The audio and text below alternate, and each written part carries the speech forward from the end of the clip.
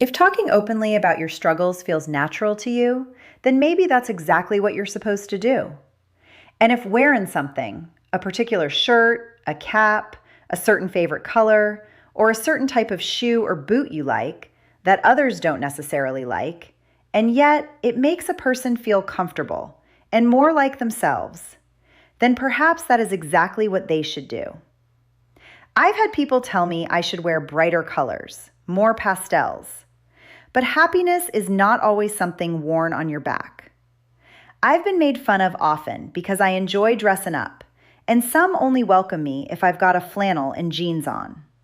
But to me, happiness lives inside the spirit. It lives in the ability to keep loving, creating, rebuilding, and showing up after life has tested you deeply. For example, I love the color black. Sometimes it feels elegant and professional. Sometimes it feels calm. Oftentimes, in heavier seasons of my life, I wore black to hide the pooch from the buttercream cupcakes that I love baking. Black hides fat well. It simply makes me feel more comfortable in my own skin when I feel overweight. I know what feels right for me, and the same goes for how people process pain. Some people grow quiet. Some cry. Some even laugh when they're nervous or hurtin'. Some keep everything private, while others process by speaking openly, revisiting experiences, expressing feelings honestly, and trying to make sense of what they've lived through. Neither way is wrong. Again, acceptance is the game changer. Not everyone's comfort meter sits in the same place. What feels healing and appropriate for one person may feel uncomfortable for another. What many people fail to understand is that our thoughts are shaped by our experiences. Our storms are not all the same. Some people have lived through gentle rain, while others have stood through hurricanes that nearly tore their world apart. The winds of life come at each of us from different directions, shaping the way we think, heal, survive, and understand the world around us.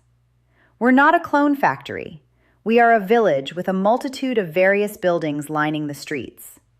Every one of us carries different sensitivities, personalities, coping styles, scars, strengths, and emotional processes. Think about it. Don't you think we're more like snowflakes than carbon copies? Each of us carrying our own shape, design, beauty, and story through the sands of time. Perhaps some of us are more transparent about our pain because we hope our experience might somehow become someone else's gain. The more private type of people may benefit too from our open dialogue, even if they never openly admit it. What if one of the greatest lessons in life is acceptance instead of constant judgment? What if maturity is learning to love people for who they are instead of constantly trying to reshape them? I kind of think accepting people exactly where they are helps them begin to accept themselves. Yet, no acceptance works without two mature parties. Immaturity will never accept an opposing theme. It's a sad thing when someone tries to be genuinely authentic to their own spirit. Then here comes the world, pressuring them to become something different.